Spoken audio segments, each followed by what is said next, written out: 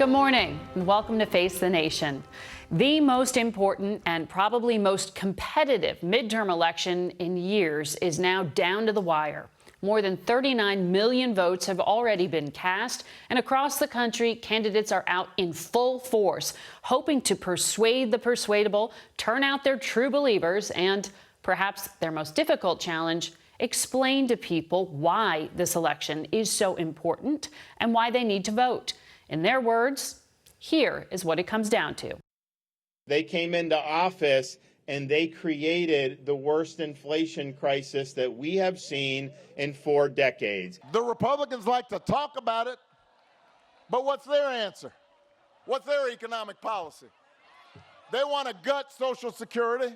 They want to gut Medicare. They want to give rich folks and big corporations more tax cuts. Young couples want to make that first investment for a starter home. They can't afford the interest rates. We have families all over the Commonwealth worried about crime, so much so they won't send their kids outside. Your right to choose is on the ballot. Your right to vote is on the ballot. There's something else on the ballot. Character. Character's on the ballot. You heard them say the biggest threat to democracy is voting for the Republican. Are they serious? The biggest threat to democracy is having Joe Biden in the White House. The main event is Tuesday. Control of the House, which has been shifting in Republicans' favor in these last weeks. They need 5 seats to take over, and control of the Senate, where just 1 turnover will put them on top. We are tracking 10 key battleground races, 5 of which are hotly contested toss-ups.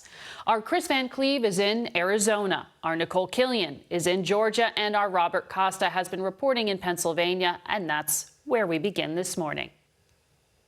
It's a choice between 2 vastly different visions of America. It's a choice that's as competitive as ever. Right now, the Senate race between Republican Mehmet Oz and Democrat John Fetterman could not be closer. 3 presidents barnstormed the state this weekend. If you want to stop the destruction of our country and save the American dream, then this Tuesday you must vote Republican in a giant red wave. On the road from the campus of Penn State to the suburbs of Philadelphia, voters told us that the economy is front and center. Are you feeling economic pain in your life? Yes, I'm a fixed income. Fetterman, who is recovering from a stroke in May, says that voters who want to blame Democrats for inflation should think again. What I would say to them is that you need a senator that is going to push back against corporate greed and the kind of price gouging as well, too. I mean, like that. This is my point. Oz has courted frustrated voters. Last night near Pittsburgh, he urged his supporters to win over neighbors by asking them if they're happy with the nation's direction. I want you to contact 10 people. Do it at church. Do it before the Steelers game. Just find the time. But the Pittsburgh Steelers don't play this week, and the remark gives Oz's critics another chance to claim he is out of touch. This is Kris Van Cleave in Arizona, where both the Senate and governor's races appear to be in dead heats. Battling for his political life, Senator Mark Kelly rallied in Phoenix with First Lady Jill Biden. Women have lost a constitutional right, and that is taking us in the wrong direction. Republican challenger Blake Masters has closed the gap by hammering Kelly on the economy, crime, and the border. Mark Kelly, Joe Biden, they've opened up our southern border. They've given our sovereignty over to the Mexican drug cartels. Kari Lake is a rising star in the Republican Party and one of 3 election deniers at the top of the state's GOP ticket. Democrats have seized on that. Democracy as we know it may not survive in Arizona. That is quite a statement that you are a threat to democracy. I wonder what he'd call Hillary Clinton, because she's denied so many past elections, and she's already denying the next election in 2024.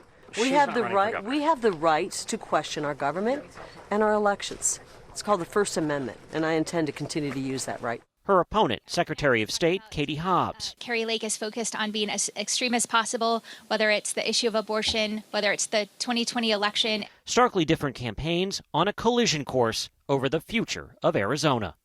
I'm Nikole, Killion in Georgia. From the great state of Georgia, Herschel Walker. It was a homecoming for Herschel Walker at the University of Georgia, where the former football star was game ready. Just like the Dogs are going to win today, that's what's going to happen on Tuesday. The way to have a voice in a democracy is to have a vote. Democratic Senator Raphael Warnock and Walker are locked in a heated contest that could determine control of the U.S. Senate. I'm here to tell you we've got the power, Georgia.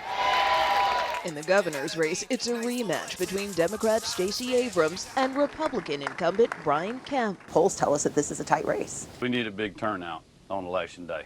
More than 2.5 million Georgians have already voted, a state record. But here in Cobb County, elections officials say more than 1,000 absentee ballots were never mailed, calling it a critical error. They blame overworked staff, but say that's no excuse, and they're working to contact impacted voters. Margaret? Nikole, Killion, Kris, Cleave, and Robert Costa. Thanks to all of you.